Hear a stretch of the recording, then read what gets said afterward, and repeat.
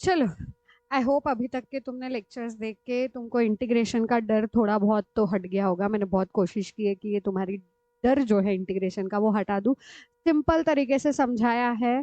तो अगर डायरेक्ट तुम ये इंटीग्रल बाय पार्ट्स वाला देख रहे हो तो इसके पहले जाके पहले वाले लेक्चर्स कुछ रेफर करो और वहां से समझो कि इंटीग्रेशन करते वक्त हमको किन किन चीजों का ध्यान रखना चाहिए। और आज हम अब शुरू करेंगे इंटीग्रल बाय पार्ट्स। ठीक है, अब लास्ट लास्ट के इस पे आए हैं इंटीग्रेशन के इसमें। तो integral by parts, integral by parts होता क्या है?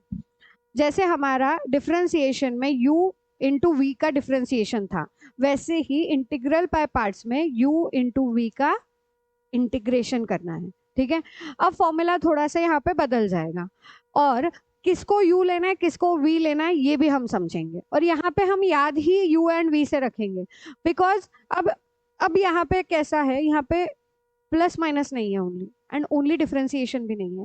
डिफरेंशिएशन में मैंने तुमको बोला था कि याद रखो फर्स्ट टर्म सेकेंड टर्म से, u into v, u by v या u प्लस माइनस वी, इसके लिए फर्स्ट टर्म सेकेंड टर्म से याद रखने के लिए बोला था। बट यहाँ पे अब वो केस नहीं है, यहाँ पे हमको u और v से ही याद रखना है। और u और v से याद रखने के लिए हमको करना क्या है, पहले हम फॉर्मूला रटेंगे, फिर फॉर्मूला जैसे ही क्लियर है उसके बाद हम देखेंगे u किसको लेना है और v किसको लेना है। ठीक है, चलो फिर फॉर्मूला क्या है, फॉर्मूला दिख रहा है, u इंटू वी का इंटीग्रेशन, u इंटू वी का integration, integration of u into v dx is equal to u remain constant integration of v, u remain constant integration of v minus integration of differentiation of u into integration of v dx। दो बार integration है, sign के तरफ ध्यान रखो, कितने बार integrate करना है ये भी समझ आ जाएगा।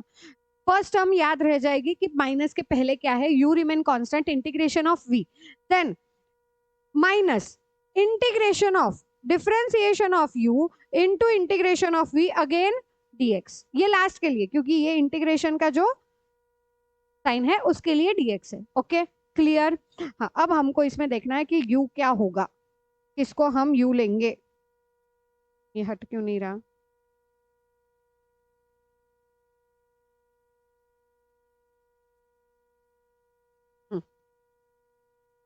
चलो तो u किसको लेंगे, u हमारा ऐसा रहेगा। ठीक है, मैं इसको सिंपल लैंग्वेज में बोलती हूँ, जिसका इंटीग्रेशन तुमको नहीं पता, जिसका इंटीग्रेशन तुमको नहीं पता वो u लो। जिसका इंटीग्रेशन तुमको नहीं पता, log x का इंटीग्रेशन तुमको पता है, log x का इंटीग्रेशन पता है, log x का इंटीग्रेशन पता है नहीं, तो u रहेगा तुम्हारा log वाली टर्म, लॉगरिथमिक फंक्शन, लॉगरिथमिक। अगर लॉग दिख रहा है तो वो मेरा u है। ठीक है, अगर लॉग दिख रहा है तो वो मेरा u है। क्यों? क्योंकि हमने u को कहीं पे भी इंटीग्रेट नहीं किया है। फॉर्मूला देखो वापस, u को हमने इंटीग्रेट नहीं किया है, u को हमने एक तो कांस्टेंट रखा है और दूसरा हमने उसको डिफरेंशिएट किया है। ठीक है, इसीलिए u क्या रहेगा मेरा, ऐसा फंक्शन जिसको हम इंटीग्रेट नहीं कर सकते। ओके, तो u क्या हुआ मेरा, पहला लॉगरिथमिक फंक्शन, लॉग का इंटीग्रेशन हमको नहीं पता, पर 1/x का इंटीग्रेशन लॉग x आता है, ये याद रखना। 1/x का इंटीग्रेशन log x आता है, log x का इंटीग्रेशन हमने नहीं देखा है। तो log x अगर दिख रहा है या log अगर दिख रहा है तो वो फंक्शन मेरा u होगा, क्योंकि मैं उसको डिफरेंशिएट कर सकती हूँ। ठीक है, मैं उसको डिफरेंशिएट कर सकती हूँ, इंटीग्रेट नहीं कर सकती। देन सेकेंड रहेगा तुम्हारा अल्जेब्रिक फंक्शन, अल्जेब्रिक लिख रहे हैं, अल्जेब्रिक फंक्शन। अल्जेब्रिक फंक्शन क्या, जो प्लस माइनस वाले होते हैं, प्लस और माइनस वाले, x प्लस x माइनस ऐसा कुछ दिया है तो हम उसको u कंसीडर करेंगे। Okay, then exponential function, third रहेगा मेरा एक्सपोनेंशियल फंक्शन।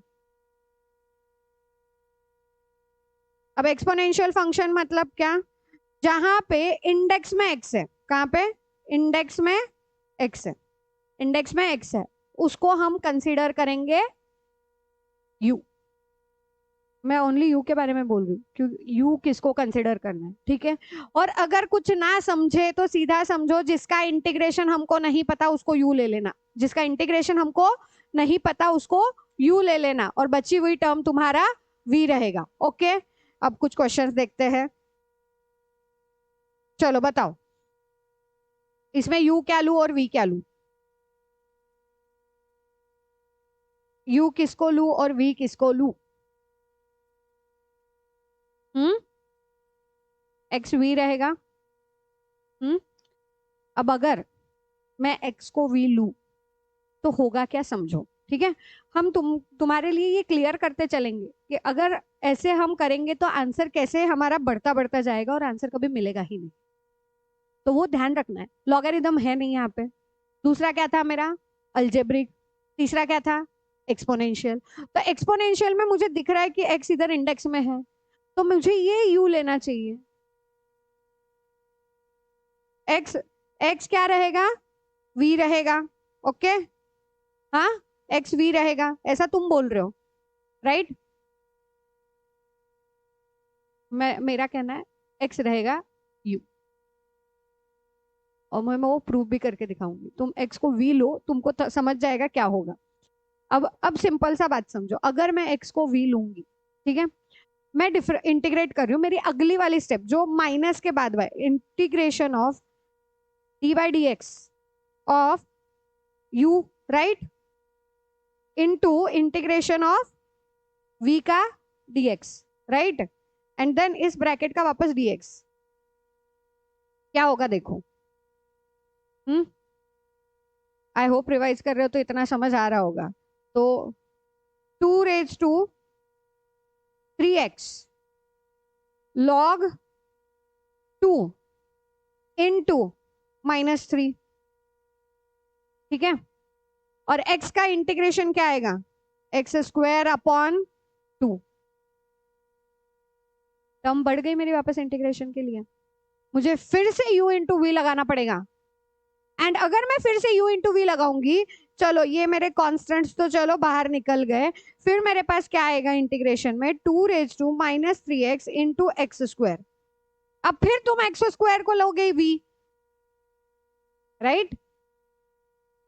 हाँ, तो यही तो हमको समझना है कि जब हम एक्सपोनेंशियल को u कंसीडर करो बोलते हैं, इंडेक्स में जो x दिख रहा है उसको कंसीडर करो बोल रहे हैं u, तो हमको उसमें पहले अल्जेब्रिक लेना है। वो सीक्वेंस है logarithmic, algebraic and then exponential. तो यहाँ पे मेरा x, मैं क्या बोल रही हूँ, अगर तुमको वो याद भी नहीं है लॉगरिथमिक, अल्जेब्रिक एंड एक्सपोनेंशियल, तुमको ये तो क्लियर है ना कि अगर मैं x को इंटीग्रेट करूंगा तो इंटीग्रेशन के बाद वो टर्म बढ़ने वाली है। एक्सपोनेंशियल अगर वो मैं उसको इंटीग्रेट करूंगी, किसको इंटीग्रेट करूंगी? एक्स को इंटीग्रेट करूंगी, तो मेरा एक्स स्क्वायर बाई 2 आएगा। इसका मतलब मेरी एक्स की टर्म बढ़ रही है, वो टर्म हट नहीं रही। पर मैं अगर एक्स को डिफरेंशिएट करूंगी तो डिफरेंशिएट करने के बाद 1 आएगा और मेरे पास टर्म स्मॉल हो जाएंगे। समझे?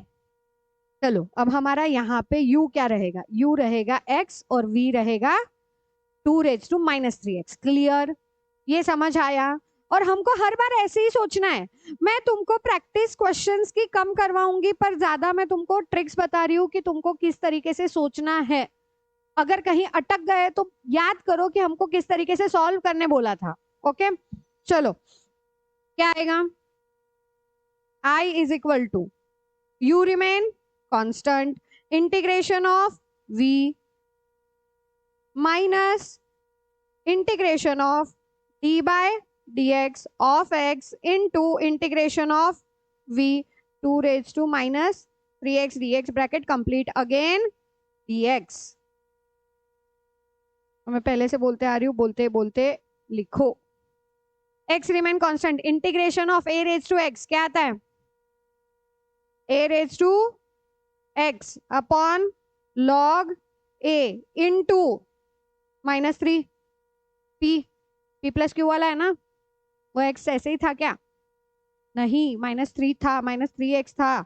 Then again integration of 1 into integration of, sorry integration कहां से आया वापस, इंटीग्रेट करेंगे 2 raised to -3x upon log ए कहाँ से लिखा मैंने यहाँ पे, log 2, हाँ log 2 into -3 bracket complete again dx। तो अब यहाँ पे क्या होगा, ये तो टर्म फर्स्ट वाली टर्म तो ऐसे कैसे रहने वाली है, x इंटू 2⁻³ अपॉन log 2, इस -3 को सामने ले लो, थोड़ा अच्छा दिखेगा। फिर अगले वाले स्टेप में अपन उसको न्यूमरेटर में भी डाल देंगे, माइनस इंटीग्रेशन ऑफ, इंटीग्रेशन के पहले कांस्टेंट वाले टर्म्स बाहर ले लो। कांस्टेंट वाली टर्म कौन सी है, ये log 2 और -3, तो ले लो इसको बाहर, 1 upon -3 into log 2, then integration of 2⁻³ dx। Clear? हाँ, अब मेरी टर्म छोटी हो गई, अब मेरे को आंसर मिल जाएगा ना इसका। समझे कि u एंड v कैसे सिलेक्ट करना है। सेकंड वाले टर्म जो माइनस के बाद है उसको देख लेना, इंटीग्रेट कर रहे हो, डिफरेंशिएट कर रहे हो, कैसे होगा।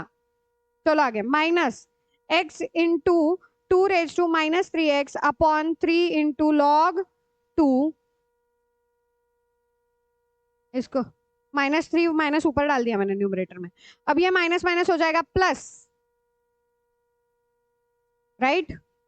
हाँ, ये माइनस माइनस हो गया प्लस, 1 अपॉन 3 इंटू log 2, इसका इंटीग्रेशन वापस 2⁻³ अपॉन log 2 इंटू -3 प्लस सी। अब सारे इंटीग्रेशन के साइन हट गए, अब प्लस सी दे देना, प्लस सी सारे इंटीग्रेशन के साइन हटने के पहले लेके मत आना, u इंटू वी में स्पेसिफिकली। ओके, नेक्स्ट अगली स्टेप क्या होगी। अब इसमें कॉपी पेस्टिंग थोड़ा सा ज्यादा है, तो थोड़ा प्रॉपर तरीके से कॉपी पेस्टिंग करना, प्लस माइनस के साइंस चेक करते करते जाना।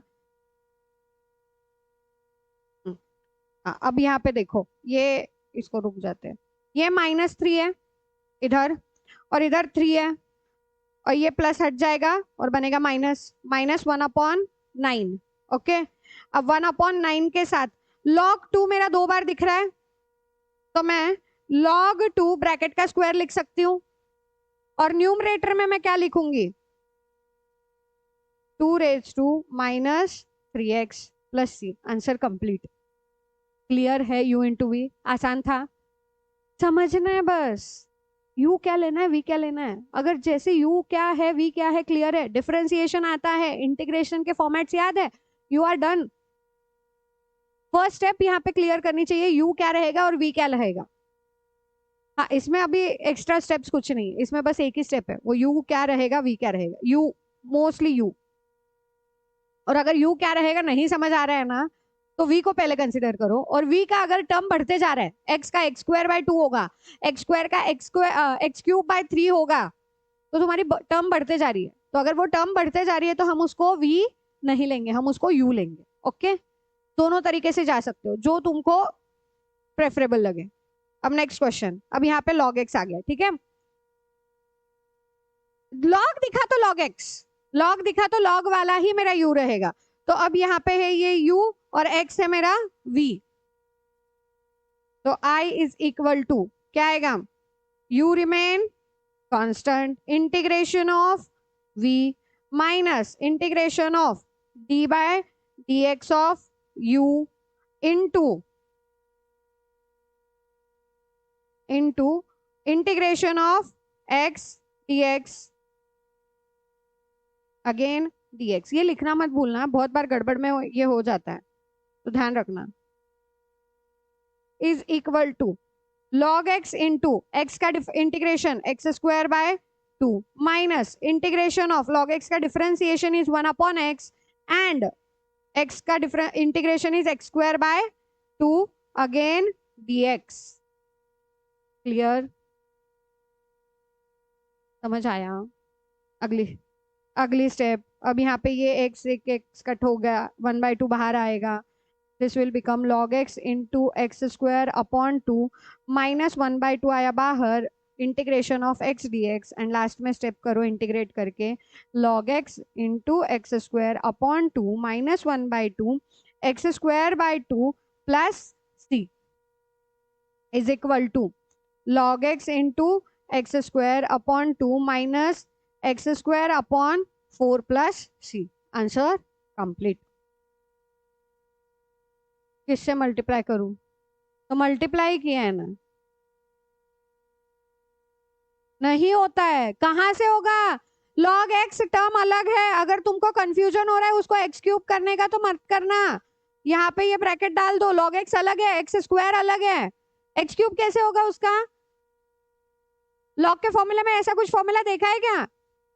जाओ वापस रिवाइज करो लॉग के रूल्स, डिफरेंशिएशन में बताए थे लॉगरिथमिक फंक्शन में, याद करो वो रूल्स। ऐसे कंफ्यूजन मत करो, गड़बड़ हो जाएगी ऐसे तो।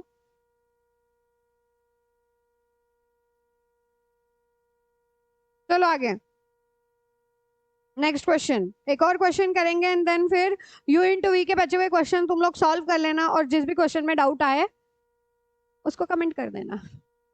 चलो आगे, अब यहाँ पे यू क्या लोगे, वी क्या लोगे?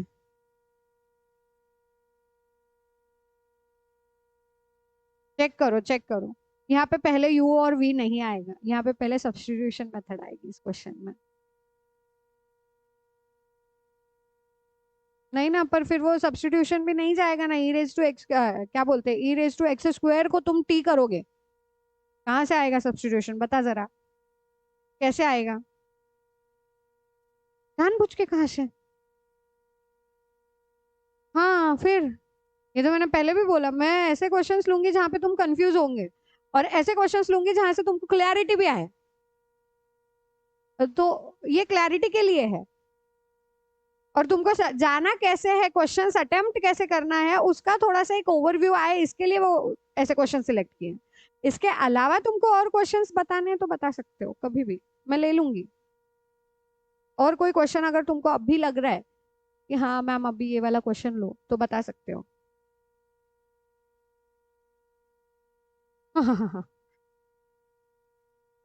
चलो बताओ क्या करें इसमें, किसको यू किसको वी कंसिडर करूं?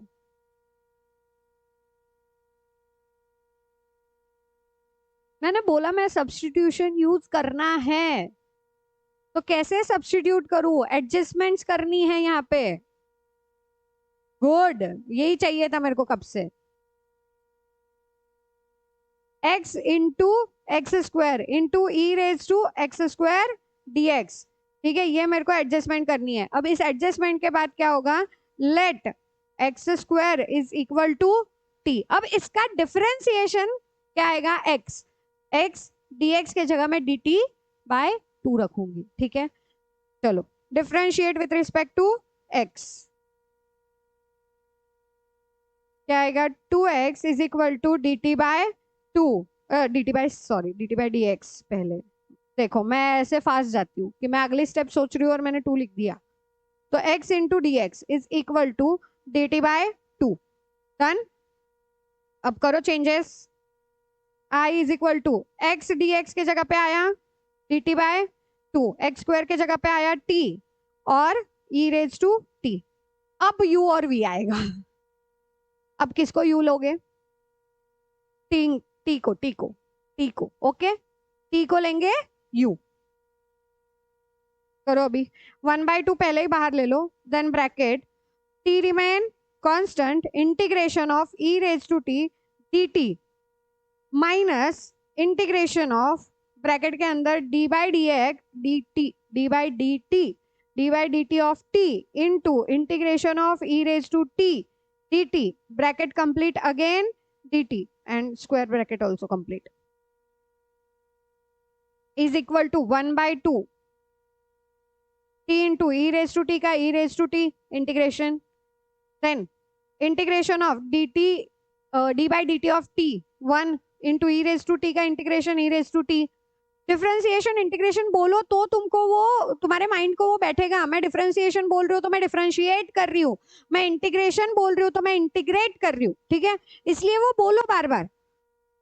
अगेन dt, तो अब मेरे पास क्या बचा, 1/2 into t into E raise to t minus integration of e raise to t, क्या आएगा, e raise to t plus सी। अब टी के जगह एक्स को पुट कर दो, 1/2 into the bracket X square into E raise to x square minus E raise to x square plus C. इससे ज्यादा और क्या चेंजेस कर सकते हो? E raise to x square को ले लो साइड में, E raise to x square by 2 into the bracket X square minus 1 plus C. Answer complete. Clear है?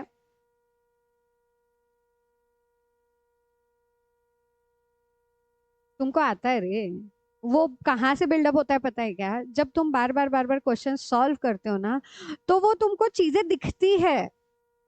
वो दिखता है कि हाँ यहाँ पे एक्स क्यूब है, एंड अगर मैं एक्स स्क्वायर को टी कंसीडर करूंगा तो मुझे ई रेज टू टी मिलेगा। तो मैं एक्स स्क्वायर को टी कंसीडर करने के लिए मैं एक्स क्यूब को एक्स स्क्वायर इंटू एक्स लिख सकता हूँ। ये तुमको दिखेगा, पर उसके लिए अगेन प्रैक्टिस। प्रैक्टिस, प्रैक्टिस के बिना कुछ नहीं है। क्वेश्चंस को बार बार देखना नहीं है, लिख लिख के करना है। तो तुम्हारा वो बिल्डअप होगा कि नहीं मुझे आता है। और इंटीग्रेशन से डरो मत, सबसे पहले इंटीग्रेशन से डरो मत, इंटीग्रेशन बहुत आसान है। चलो अब इसके आगे हमको देखना है partial form, partial fraction, sorry, type of partial fraction, integration by partial fraction.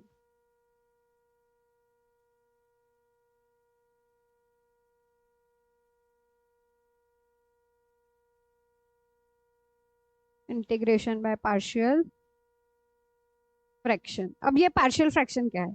ये ना सबसे आसान है। इसलिए आसान है बिकॉज इसमें डायरेक्ट डायरेक्ट फॉर्मेट दिया हुआ है। क्या फॉर्मेट दिया है डायरेक्ट? कि जब तुमको अगर ऐसा फॉर्म दिखा, रैशनल फॉर्म दिखा, P P of x upon Q of x, and उसमें कुछ टर्म्स ऐसे दिखे, तो हमको उसको उसके जगह पे क्या पुट करना है, ये डायरेक्ट बताया गया है। तो ये एक चार्ट हम पूरा के पूरा लर्न करेंगे, एंड वो लर्न करके हम डायरेक्ट पुट करेंगे, हमको आंसर मिल जाएंगे, और बहुत आसान है। चलो अब इसके कौन से हमको rational form and partial form याद करने हैं। तो rational form, rational form, partial form. Rational form is P X plus Q upon x minus A या एक्स माइनस बी। अब ये माइनस के जगह प्लस भी हो सकता है, तो ऐसा नहीं कि माइनस नहीं दिख रहा है तो हम नहीं करेंगे, ये मत करना। एक्स प्लस ए, एक्स प्लस बी, ऐसा भी हो सकता है। ठीक है, अब क्या है देखो, डिनोमिनेटर में कितने टर्म्स हैं? डिनोमिनेटर में दो टर्म है। डिनोमिनेटर में दो टर्म है तो पार्शियल फॉर्म में ए एंड बी दो आएगा, ए एंड बी दो आएगा। तो ए एंड बी कैसे आएगा? ए अपॉन प्लस बी अपॉन, अब ए एंड बी दो आ गया, दो आने वाले, ये क्लियर है। तो ए के डिनोमिनेटर में क्या आएगा? ए के डिनोमिनेटर में आएगा x minus a, and b के डिनोमिनेटर में आएगा x minus B. Clear?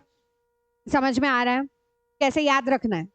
Rational form अगर ये दिखे तो पार्शियल फॉर्म हम कौन सा यूज करेंगे? ए बी सी कितने आ रहे हैं ये इसके लिए। ठीक है, अब नेक्स्ट वाला ए बी सी वाला देखेंगे। ठीक है, क्या है? P x square plus q x plus r whole divided by x minus a upon x minus b, x minus b, अब again into x minus c. अब तीन है डिनोमिनेटर में, तीन है डिनोमिनेटर में, तीन है, तो मेरे पास क्या आने वाला है? ए प्लस बी प्लस सी, और हर एक के डिनोमिनेटर में जो जो टर्म है वो टर्म लिख लो।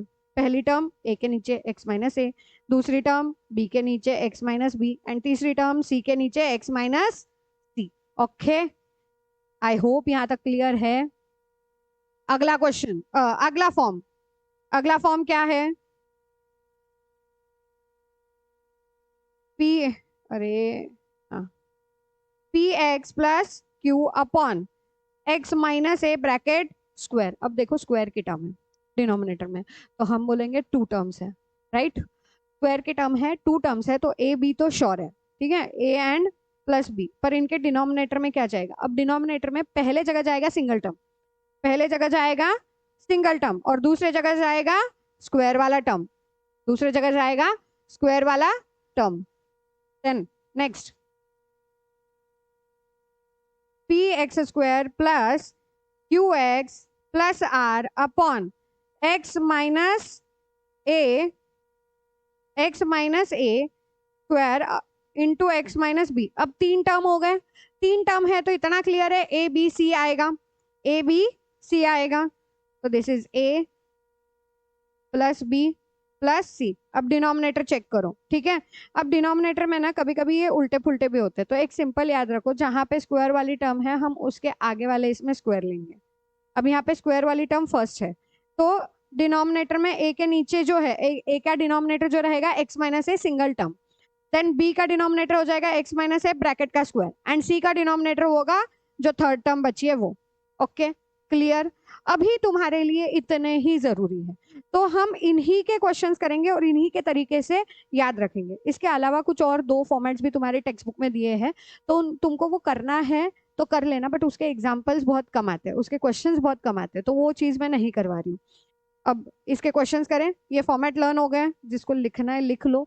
लिखने से भी ज्यादा समझ लो, क्योंकि ये ऑलरेडी तुम्हारे टेक्स्ट बुक में है। समझ लो कि अगर डिनोमिनेटर में दो टर्म्स है तो पार्शियल फॉर्म में दो आएंगे ए एंड बी, डिनोमिनेटर में तीन टर्म्स है तो पार्शियल फॉर्म में ए बी सी तीन आएंगे। एंड जब मुझे डिनोमिनेटर देना है ए बी सी को, तो मैं किस तरीके से दूंगी, जैसे सीक्वेंस है उसी तरीके से। तो जो अगर स्क्वायर वाली टर्म आई तो फर्स्ट वाले ए के नीचे जो डिनोमिनेटर होगा वहां पे सिंगल टर्म होगी, और बी का लिए जो डिनोमिनेटर होगा वहां पे स्क्वायर वाली टर्म होगी, स्क्वायर वाली टर्म होगी, ठीक है, स्क्वायर होगी। स्क्वायर नहीं निकालना है, स्क्वायर है तो स्क्वायर रखना है, ठीक है। चलो इसके कुछ क्वेश्चंस देखें। एक 2 मिनट दो, मैं क्वेश्चंस करती हूँ फिगर आउट। चलो क्वेश्चंस मैंने निकाल लिए, अब क्वेश्चंस सॉल्व करते हैं पार्शियल फ्रैक्शन के। पर उसमें कुछ ऐसे क्वेश्चंस मैंने सॉर्ट किए जिन क्वेश्चंस में तुमको दिक्कत आएगी, और कुछ क्वेश्चन आसान भी है। अब ये वाला जो क्वेश्चन है, ये इस क्वेश्चन में हमको क्या करना है, हमको यहाँ पे सब्स्टिट्यूशन लेके फिर पार्शियल फ्रैक्शन यूज करना है। तो हम जो भी चीजें पीछे सीख रहे हैं, हमने जो भी चीजें पिछले वाले एक्सरसाइज में या पीछे हमने जो भी सीखी है, उन चीजों को छोड़ना नहीं है, वो कहीं ना कहीं तुमको यूज होने वाली है। तो ऐसा मत करो कि कोई पार्ट छोड़ रहे हो और ये पार्ट हम करके चले जाएंगे, तो तुमको नहीं आएगा। अगर तुमने सारा सबका सब किया है इंटीग्रेशन, तभी आएगा कि नहीं पार्शियल फ्रैक्शन आसान है, मैं तो इसको कर लूंगा, इसमें तो बस उठा के आंसर लिखना है। Not possible. अगर तुमने पीछे के एक्सरसाइज किए हैं तभी ये आएगा। ओके, चलो अब यहाँ पे क्या करना है, integration of log x upon x into 1 plus log x into 2 plus log x dx।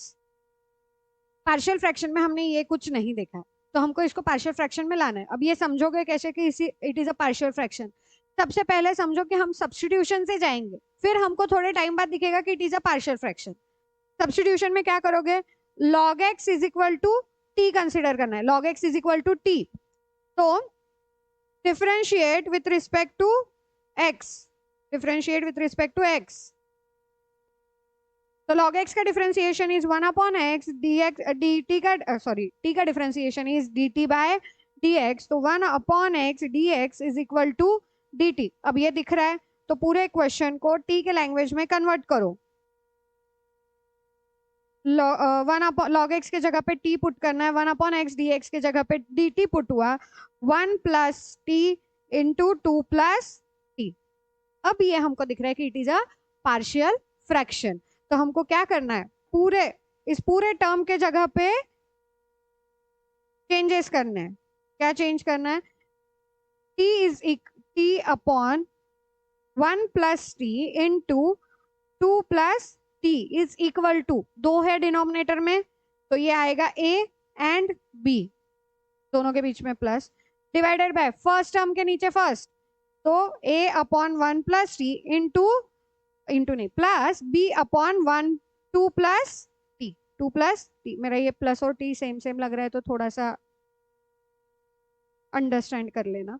चलो नेक्स्ट स्टेप क्या होगी, अब नेक्स्ट स्टेप में हम क्या करेंगे, हमको कंपैरिजन करना है right hand side and left hand side में।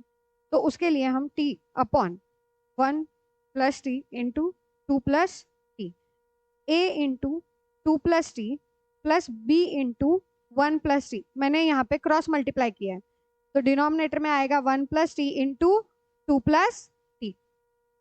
अब ये 1 प्लस टी और यहाँ का 1 प्लस टी कट हो जाएगा, तो मेरे पास इक्वेशन मिलेगा t is equal to a into 2 plus t plus B into 1 plus T.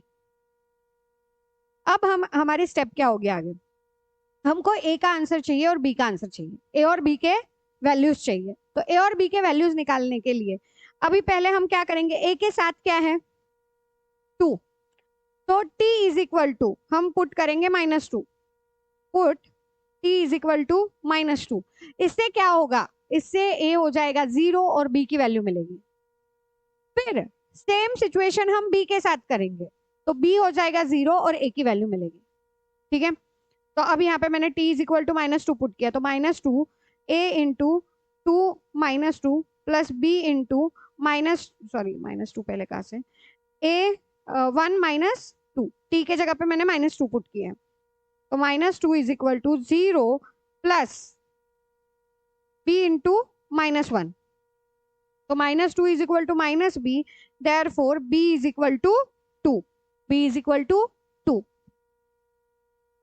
Yes, next a का वैल्यू फाइंड करना है, तो उसके लिए क्या करेंगे, put t is equal to -1। अब मैं -1 पुट करूंगी तो इक्वेशन में -1 is equal to a into 2 -1 plus b into 1 -1 is equal to -1, ये a इंटू 1 प्लस 0, तो यहाँ पे a की वैल्यू क्या आई -1, a मिला मुझे -1, b मिला मुझे 2 प्लस 2।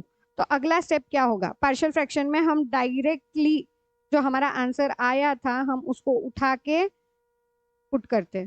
तो अब मेरे पास integration i is equal to क्या था मेरा पार्शियल फ्रैक्शन, मेरे को पूरे फंक्शन के जगह पे पार्शियल फ्रैक्शन में कैसे लिखना था, ये वाली स्टेप। तो a क्या है -1 upon 1 plus t plus 2 upon 2 plus t dt। अब इन दोनों को मैं अलग अलग इंटीग्रेट करूंगी, क्योंकि ये मेरे को फॉर्मेट मिल गया। -1 निकला बाहर, 1 upon 1 plus T d T plus 2 निकला बाहर, 1 upon 2 plus T d T. क्या आएगा, -1 log of mod of 1 plus T, T का कोएफिशिएंट क्या है 1, टी का कोएफिशिएंट है 1, तो डिनोमिनेटर में वापस 1 जाएगा, इसलिए मैं लिख नहीं रही। Okay, plus 2 into log of mod of 2 plus t plus c. Yes, t का कोएफिशिएंट अगेन 1 है तो नहीं आएगा, आंसर कंप्लीट नहीं। अभी तक तो हमने उसको पार्शियल फ्रैक्शन किया है, सब्स्टिट्यूशन किया था, तो टी के जगह वापस लिखना है log x। लिखो minus log of 1 plus log x plus 2 into log of 2 plus log x plus C. Mod में ही लिखना, इसको और अच्छे फॉर्मेट में लिखना है तो प्लस वाली टर्म पहले ले लो, माइनस वाली टर्म बाद में ले लो। तो ये हो जाएगा 2 log 2 plus log x minus log of 1 plus log x plus सी। डन। सेकेंड क्वेश्चन, अब बोलो, यहाँ पे मैम दिख ही नहीं रहा है हमको, तो दो फंक्शन या 2 ब्रैकेट्स, क्या करेंगे, है ना, ब्रैकेट्स ही नहीं दिख रहे इस क्वेश्चन में, फिर क्या करें, ब्रैकेट्स ही नहीं दिख रहे तो हम क्या करें, बताओ तुम लोग। फ्रैक्शन क्या बोलते हैं, फैक्टराइजेशन आता है, कर सकते हो फैक्टराइज? 3 2 जा 6, ओके, पर उसके पहले +3 -2 ये तो करेक्ट है, पर न्यूमरेटर में देखो, न्यूमरेटर में मेरे पास px² प्लस qx वगैरह है, तो गड़बड़ होगी नहीं। तब हम क्या करेंगे, पहले एडजस्ट करेंगे। i is equal to integration of x² plus x -6 plus 5 upon x² plus x minus 6 dx। Term change नहीं हुई, -1 ही आ रहा है आंसर, -6 + 5 करूंगी तो -1 आएगा ना आंसर। इज इक्वल टू, अब क्या करेंगे, अब अलग अलग करेंगे, ये एक टर्म अलग और 5 की टर्म अलग। x² + x - 6 upon x² + x - 6। अब ये पूरा पूरा ब्रैकेट मेरा कट होगा, plus 5 upon x² + x - 6 dx। ये पूरा कट हुआ तो मेरे पास बचा है इंटीग्रेशन ऑफ 1 dx प्लस 5 रहने देते हैं, 5 upon x² + x - 6 dx। And अब इस सेकंड वाले इसमें हम पार्शियल फ्रैक्शन यूज करेंगे, सेकंड वाले में पार्शियल फ्रैक्शन यूज करना है। यहाँ पे तो x आंसर आ गया, अब यहाँ पे पार्शियल फ्रैक्शन यूज करना है ना, तो क्या करो, इसको इक्वेशन 1 वगैरह दे या इधर ही आगे स्टेप्स करते जाए, इधर ही करें। हाँ चलो फिर एक काम करो, यहाँ पे इसको इक्वेशन 1 देना पड़ेगा, इधर ही नहीं होगा। नहीं ना, मेरे को लेट वगैरह पूरा ए बी की वैल्यू निकालनी पड़ेगी ना, तो उतने इसमें नहीं होगा वो। इसको इक्वेशन 1 दो, लास्ट में आएंगे वापस इस पे, इंटीग्रेट एक्स को भी लास्ट में ही लिख लेंगे। अब integration of x² + x - 6 dx is equal to, इसका आंसर निकालना है, ठीक है। तो ये आंसर निकालने के लिए लेट नहीं, इसको चेंज करो पहले फिर लेट करेंगे। Integration of 5 upon x + 3 x - 2 dx। अब करो let 5 upon x + 3 x - 2 is equal to a upon x + 3 plus b upon x - 2, ठीक है।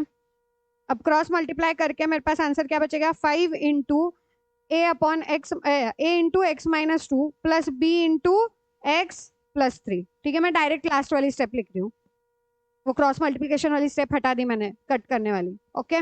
और ये कर सकते हो तुम लोग। चलो नेक्स्ट क्या होगा step, now put x is equal to 2, तो 5 इज इक्वल टू a हो जाएगा 0, b हो जाएगा 2 + 3 5b, therefore b is equal to 1। now again put x is equal to -3, तो 5 is equal to, b 0 करना है ना, स्टेप्स b 0 करना है इसके लिए, तो ये हो जाएगा -5a + 0, तो a इज इक्वल टू आया -1। अब पुट करो इंटीग्रेशन ऑफ a क्या था, -1 अपॉन x + 3 dx, नहीं dx अभी नहीं, अगले वाले स्टेप पे, प्लस b क्या था 1 upon x - 2 dx। Values put कर दी, इज इक्वल टू, इसको ना better way I1 low, I हम निकाल रहे हैं, इसको I1 कंसीडर करो, तो मुझे थोड़ा सा लिखते वक्त भी आसानी से होगा। I1 इज इक्वल टू, अब -1 आया साइड में, 1 upon x + 3 dx plus integration of 1 upon x - 2 dx, तो ये आएगा log of mod of x + 3 plus log of mod of x - 2 plus c। Clear रहा है, हाँ हो गया। कहाँ हुआ, आई का आंसर निकालना था अपन ने, अभी आधा आंसर निकाला है, I1 का आंसर निकाला है, लास्ट में वो पुट भी करना पड़ेगा। I इज इक्वल टू क्या था equation, 1 dx plus integration of, integration नहीं I1 लिख दो, अब इसमें पुट करो प्लस I1, अब इसमें आंसर निकालो क्या आएगा, x प्लस नहीं minus log x + 3 plus log x - 2 plus c। Clear हो गया ये आंसर। अब नेक्स्ट क्वेश्चन, थर्ड क्वेश्चन, इसका बस ना ए बी के वैल्यू निकालेंगे, लास्ट वाले आंसर तुम लोग निकाल लेना, ए बी सी के वैल्यू निकालेंगे। ओनली उतना ही काम करेंगे। अब यहाँ पे तो डायरेक्ट आएगा मेरा 3x-2 upon x plus 1 bracket का स्क्वायर x प्लस 3। कितने टर्म्स आने वाले हैं? 3, a b एंड c।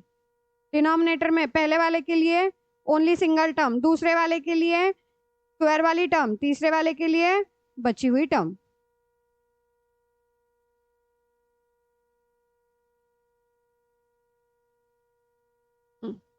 क्या करेंगे? करो क्रॉस मल्टीप्लीकेशन। क्या हुआ? इधर एक सिंगल टर्म है ना, तो a के साथ क्या आएगा? x plus 1 into x plus 3। फिर b के साथ क्या आएगा? स्क्वायर वाली टर्म है तो only x plus 3। And c के साथ क्या आएगा? x plus 1 bracket square. ठीक है, क्लियर है? समझ आया क्या? क्रॉस मल्टीप्लीकेशन या एलसीएम यूज कर लो, यहाँ पे एलसीएम बोल लो। तो 3x-2, तो डिनोमिनेटर मेरा पूरा हट गया। अब अब क्या करेंगे? सेम स्टेप, कोई एक को कर लो। Put x is equal to -1, तो -3 - 2 इज इक्वल टू a तो बन जाएगा 0, x प्लस 1 जहां पे भी है वो 0 बन जाएगा, plus b into -1 plus 3 plus 0। सी में भी तो +1 है ना, तो वो भी 0 बन गया। तो -5 इज इक्वल टू 2b। तो b इज इक्वल टू आया मेरा -5/2। Okay, b is equal to -5/2। अब आगे क्या करना है? सेम पुट, क्या करोगे? Put x is equal to -3, तो -3 into 3 -9 -2 is equal to a के साथ +3 है तो वो हो गया 0। फिर b के साथ है वो भी हो गया 0। c के साथ -3 + 1 -2 का स्क्वायर 4c। तो यहाँ पे -11 is equal to 4c, therefore c is equal to -11/4। ठीक है, अब देखो, अब सिंपल समझो, हमारे पास दो ही टर्म थे तो हम दो ही वैल्यू पुट कर सकते थे। अब मुझे ए की वैल्यू चाहिए, राइट? ए की वैल्यू चाहिए, उसके लिए क्या करेंगे? क्या करेंगे?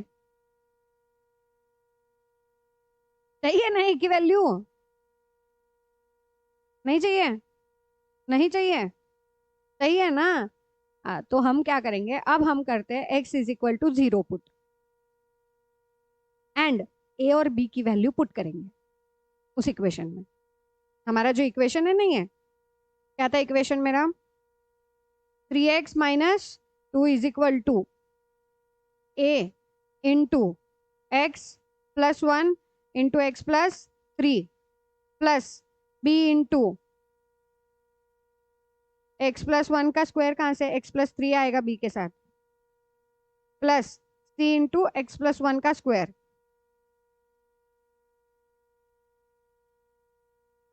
तो put x is equal to 0, a की वैल्यू आई थी या b, इसकी वैल्यू आई थी? b की आई थी ना value. b is equal to -5/2 and c is equal to -11/4, और वहां से हम a की वैल्यू निकालेंगे।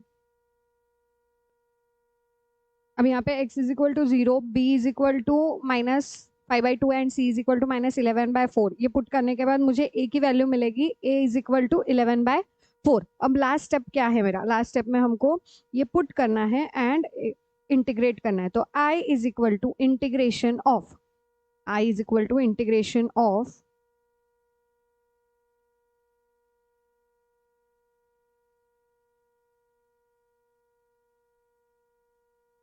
क्या था यहाँ पे? a की value 11/4 divided by x plus 1, x plus 1 plus b क्या है?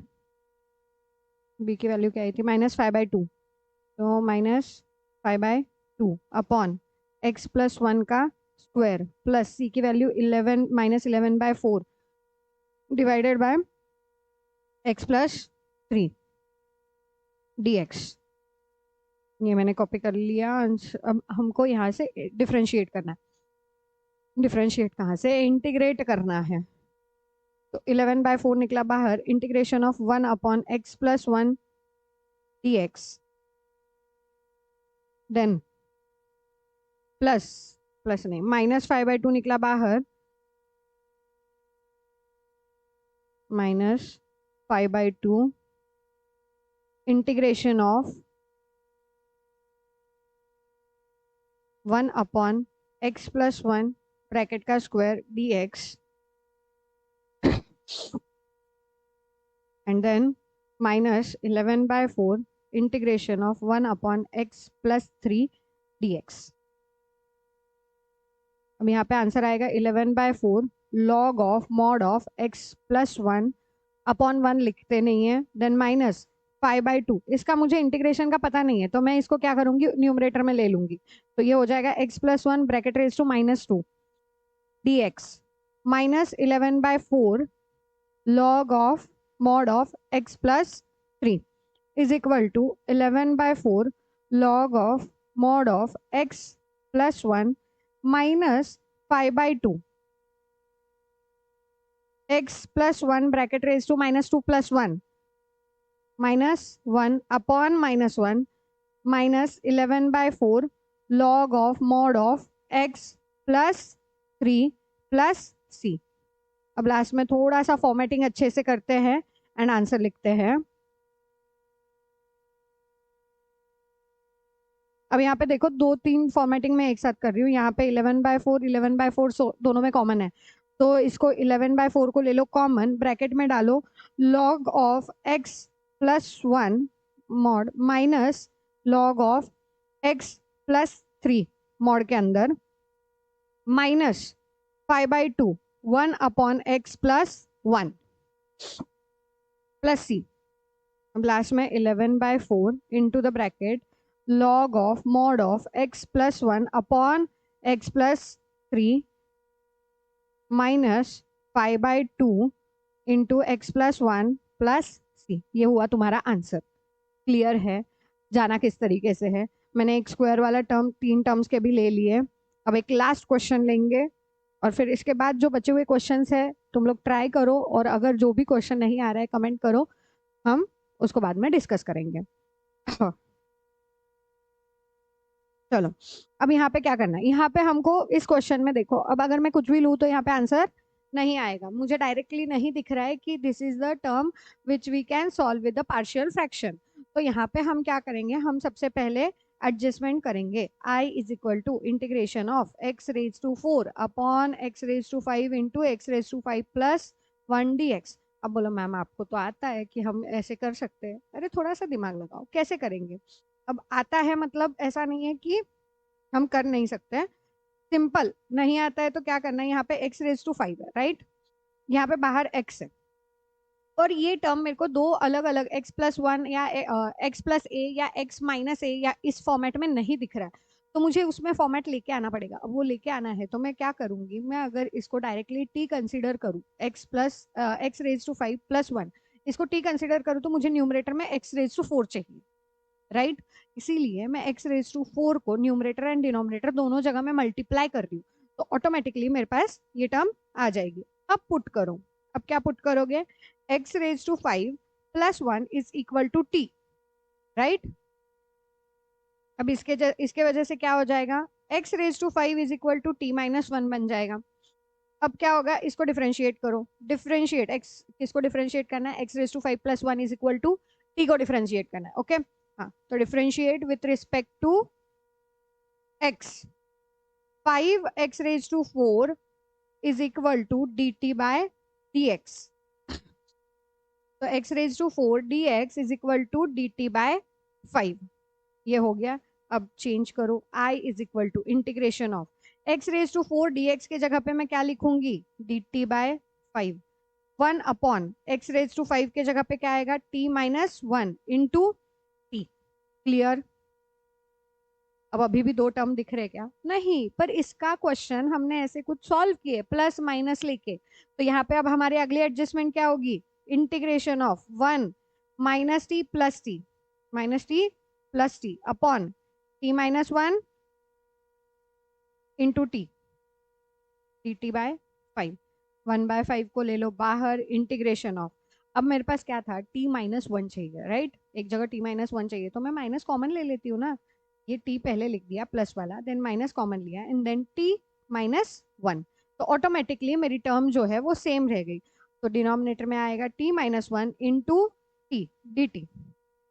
नेक्स्ट क्या होगा, 1/5 निकला बाहर, अब दोनों को अलग अलग कर दो, t upon t minus 1 into T minus t minus 1 upon t minus 1 into t d T.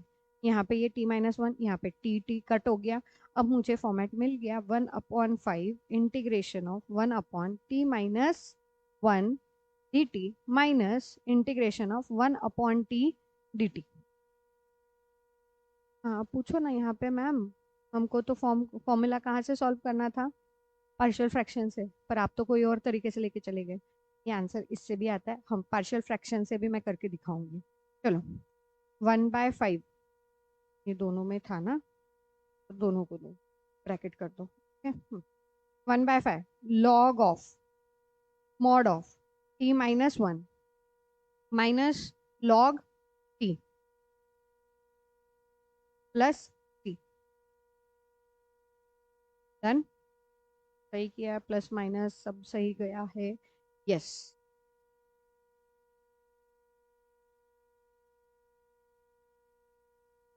Minus सही गया है ना, टी को मैंने पहले लिया, हाँ राइट।